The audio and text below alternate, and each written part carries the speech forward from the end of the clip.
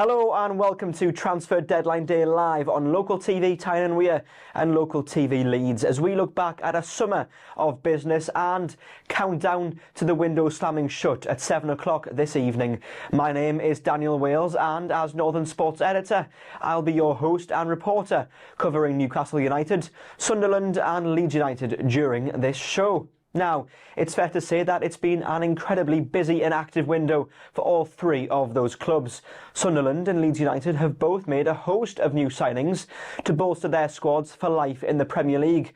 And Newcastle United have tried to add depth and quality to cope with competing domestically and in the Champions League this season, as well as, of course, attempting to deal with the ongoing Alexander Isak situation. And that is exactly where we'll start. So let's head up to Newcastle United's training ground at Darsley Park to get the latest.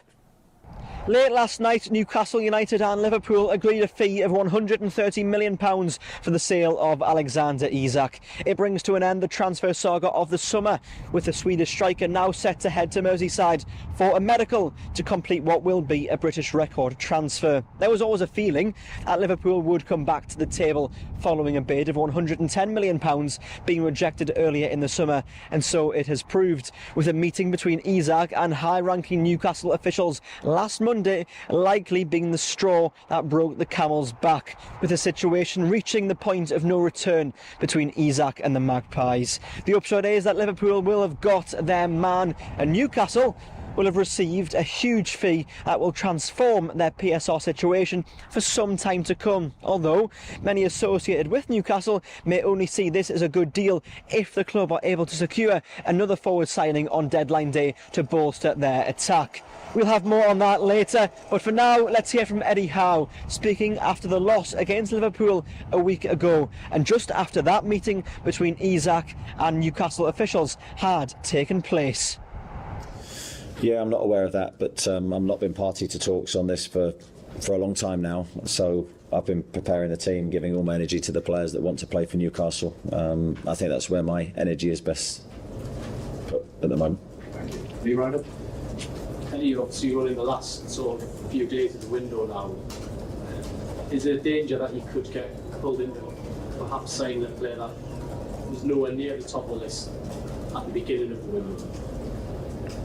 Well, I think your names at the beginning of the list and the end of the your names at the beginning of the window and the end of the window are always very different, because a lot of the players will have moved. So naturally, I think that's always the case if you're still active in the market, which we are. But as I've said all through the window, we have to be careful we don't make a decision that impacts the long term and future windows and gives us big problems. So any decision we make will always be based around controlling PSR, good financial decisions, but also against our need, and our need is there. So let's see what happens in the next few days. Do you still retain any hope that you could perhaps keep Alex at this club? Yeah, as I say, I'm not party to the talks that have been happening, so I've got no idea where that stands right this second. Our side, Newcastle side, is we want clarity, we want to move forward, we want the sort of narrative to change, because we're in the start of the season now. We're into the action, and we've got to get results, and we've got to try and focus on what we can control. We've shown our togetherness and unity, we've shown our fighting spirit, we've shown that we have put the distractions around us away, but you'd just like a bigger return to sort of show ourselves and show the rest of the world that that is the case. Sometimes football doesn't give you that, and I do believe, though, you'll get your rewards longer term if you continue to play as we have done. And I think that's what we need to focus on. So, I'm joined now by Andrew Musgrove of the Everything is Black and White podcast, part of the Chronicle. Andrew, late last night it was Newcastle United and Liverpool agreeing a fee in the region of £130 million for Alexander Isak. Now, on the surface at least, you could argue that Newcastle have caved, but also you could argue that Newcastle are getting a really good deal for a player who's been on strike for some time and who hasn't had any pre-season. So how did you see it initially when it came out? Inevitable. I thought it was going to happen. In terms of the fee, yes, we were told that Newcastle were going to hold out for at least £150 million, but I think they're in an impossible position, really, simply because they've got a player who doesn't want to play for Newcastle United, and he made that clear as recent as last week. So what were they to do? If he wasn't sold to Liverpool, how difficult would it be to reintegrate him into Eddie Howe's squad, where really it is a squad that is built upon that spirit and drive to work for the badge? And you've got a player there who's made his intentions very, very clear that if he didn't get his move away from Newcastle United, he didn't want to play for them again. So I think the club have looked at that and thought, okay, we can get a big fee. Yes, maybe £20 million than we originally wanted, but £130 million is still a huge, astronomical price to pay for anybody these days. And that can be reinvested into the playing squad. And actually, if they manage to get a second striker in today, you could argue, alongside all the business they've already done, they come out of this stronger.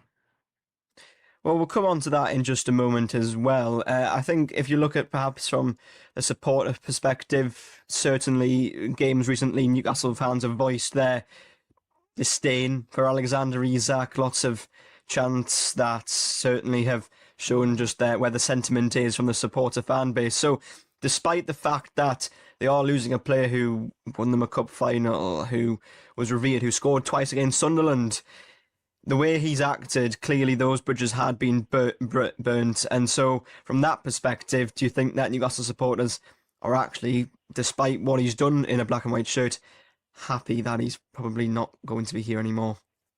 Yes.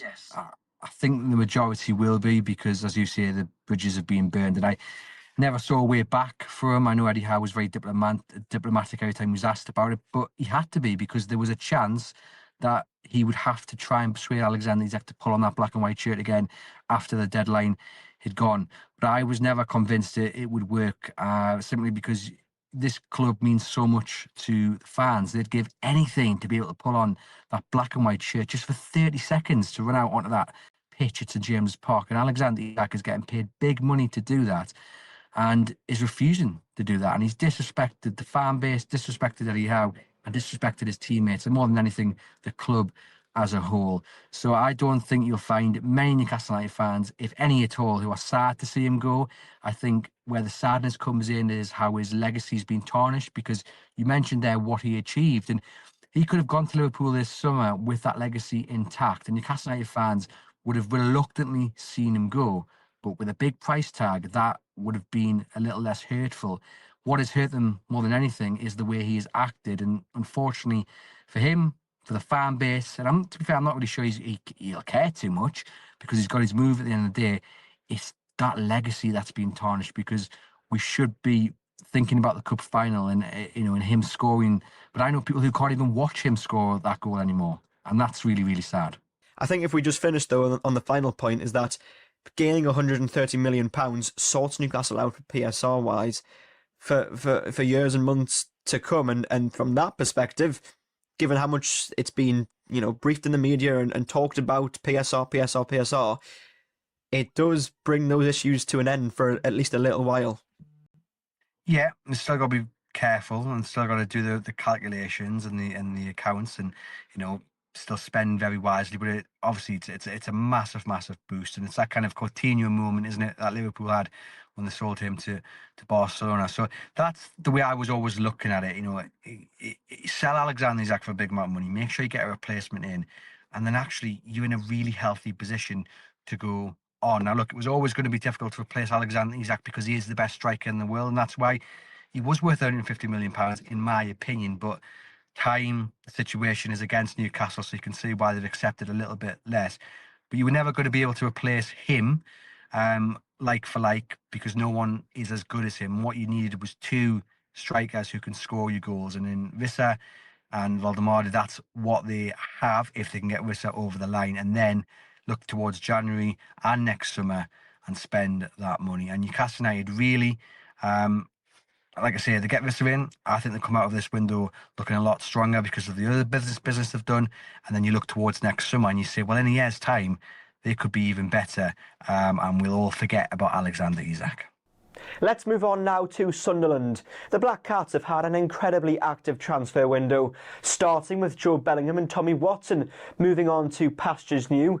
They've since brought in 12 new players at the time of recording and are hoping to not continue the trend of sides being promoted to the Premier League, heading straight back down to the Championship. Let's head straight down to the Academy of Light to see if any final incomings are likely on Weir side. It would appear that new arrivals are indeed likely here at the Academy of Light, with Sunderland having agreed deals to sign Ajax forward Brian Brøby, as well as RB Leipzig defender Lucharal Geertruida, with the latter of which being a loan deal with an option to buy. Interestingly enough, Sunderland's move for a new forward comes after Chelsea agreed a deal with Sunderland to recall Mark Gu, who had only joined the Black Cats on loan earlier this summer.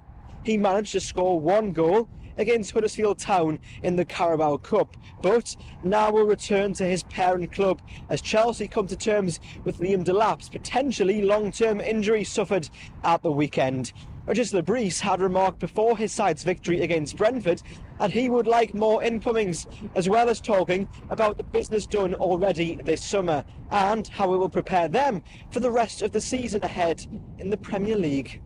I think one of the important point we had during the recruitment process was the pace and the rhythm. We know that this league is really demanding according to the intensity, the high sprint load and so on.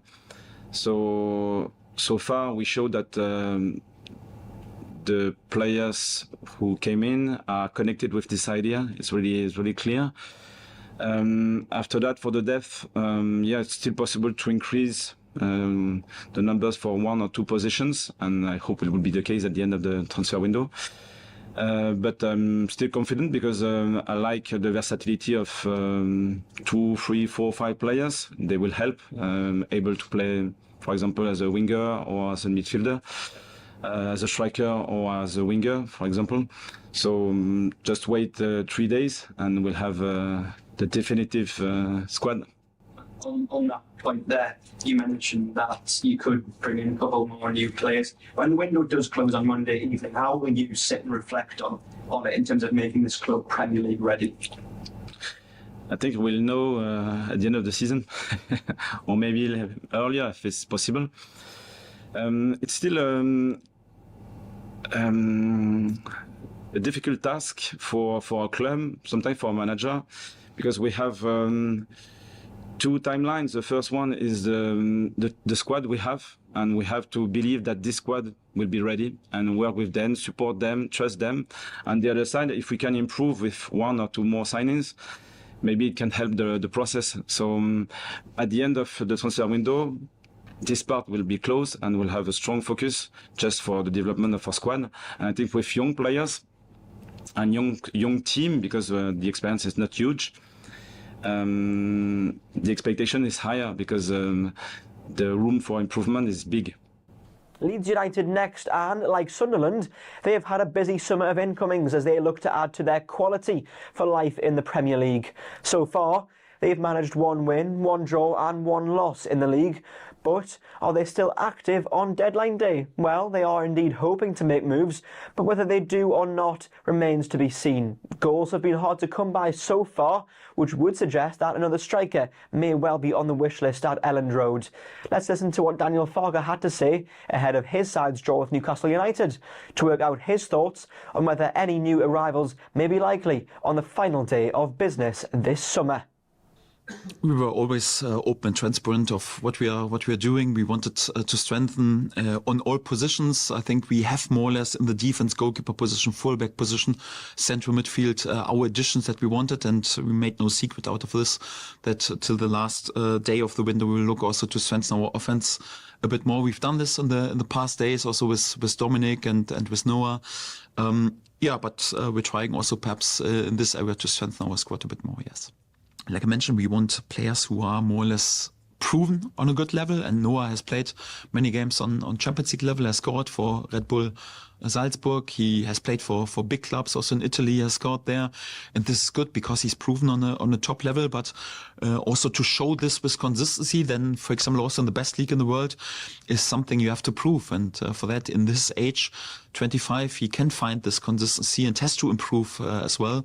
Also in different areas, and we also spoke with him about this before we signed him. And if we commit also to, I know nowadays it's not much money what we have spent, and perhaps for many of the other clubs it would have gone through like, okay, it's more like just a project. For us, it's relatively a high amount that we've spent on him.